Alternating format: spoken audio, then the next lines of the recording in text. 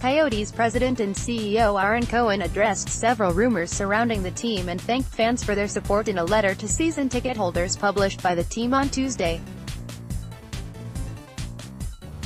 In the letter, Cohen directly addressed rumblings of an imminent change in ownership by stating what he told the Republic a number of months ago, which is that the club is continuing to seek creative solutions in order to better finance its future. One quality that matters to our organization is honesty, Cohen wrote. For that reason, I have and will continue to be forthcoming about matters related to our franchise. While it's neither necessary nor prudent to address every unsubstantiated internet report or tweet, it is important to communicate where things stand to our fans. Cohen went so far as to reiterate that any potential deal involving a change in ownership would be predicated on the Coyotes remaining in Arizona for the foreseeable future. Recently, you may have read reports about a potential ownership transaction, Cohen wrote. As I have said for months, we will continue to explore investment opportunities to better assist our team in achieving our long-term goals and organizational vision. This process has at its core one key precondition: any investment in our team must be laser-focused on helping the Coyotes achieve a long-term sustainable arena solution here in Arizona. Arizona is our home. We love it here, and we love playing for you, the very best fans in the NHL. Thank you for your ongoing support. Thank you for coming out to cheer us on. Thank you for taking time out of your busy days and nights to watch us on TV and online. A letter from President, CEO at Ahron 21-2. Cohen mentioned the $2.7 million the Coyotes donated back to the community and the addition of Chandler native and Olympic hockey star Lindsey Fry as a team ambassador as some of the most positive impacts the club has had and continues to have on the Arizona community. But there was also some subtext of what the Coyotes need to do in order to take the next step as a franchise and further entrench their feet in the Arizona desert. Our pledge to you for 2019 is a simple one, Cohen wrote. We will continue to fiercely pursue our core goals of producing a winning hockey team, growing fandom throughout this state and positively enriching our Arizona community. We will not accept failure, and we will pursue excellence with the highest possible degree of commitment and character. Every potential investment opportunity we evaluate and every business deal we consider is predicated on making our franchise successful here in Arizona for decades to come. Second-year head coach Rick Tocchet, when asked if he had his own hockey-first message for the Coyotes faithful, preached patience to the fan base. Personally, you've got to trust the process, Tocchet said. You can't change from week to week. It can't be 1 week where this team is really good and then you lose 3 games and this team is terrible. You can't win that way. You can't change every time something bad happens. You've got to stay strong. That's the message to fans. You've got to stick with it. Coyotes Outdoors.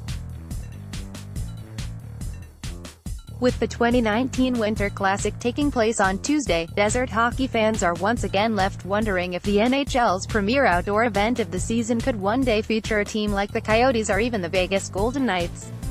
Multiple sources said Tuesday that the Coyotes would certainly have interest in playing such a game, especially if it also featured a team that dwells in a warm weather climate such as themselves. Although the Winter Classic is generally played in a cold weather climate and features teams with storied histories, which, incidentally, also correspond to teams in cold weather climates, the 2020 Winter Classic will take place at the Cotton Bowl in Texas next year and host a matchup between the Dallas Stars and an opponent to be named later. Coyotes vs. Golden Knights. Still, it's worth pondering what such a game could look like if it featured the Coyotes. State Farm Stadium, Chase Field or even the newly renovated Sun Devil Stadium could provide an excellent backdrop for an outdoor game. There is also precedent for the NHL holding an outdoor game in a warm weather climate, as the Anaheim Ducks and Los Angeles Kings did battle at Dodger Stadium as part of the 2014 Stadium Series. The NHL also announced Tuesday that a Stadium Series game will be played next season at the Air Force Academy's Falcon Stadium, with the Colorado Avalanche playing host against an opponent to be named later. The return of the Heritage Classic will also take place in Regina, Saskatchewan between the Winnipeg Jets and Calgary Flames in October 2019. Perhaps if the Coyotes can figure out their own long-term arena solution in Arizona, they could eventually be in the mix for some outdoor hockey. Read more. Richard Morin covers the Coyotes and Diamondbacks for Central Sports. He can be reached at rmorin@arizonarepublic.com and by phone at 480-316-2493. Follow him on Twitter at @ramorin_AZC. Wednesday's game: Whalers at Coyotes win, 7:30 p.m. Where? Gila River Arena. TV, radio, FSAZ, KTAR-AM, 620, Outlook. The Arizona Coyotes, 1-7-2-0-2, take on Connor McDavid, and the Edmonton Oilers, 1-8-1-8-3, on Wednesday at Gila River Arena, the second game in a 4-game homestand for the Coyotes. The Oilers have lost 6 straight games and 7 of 8 overall.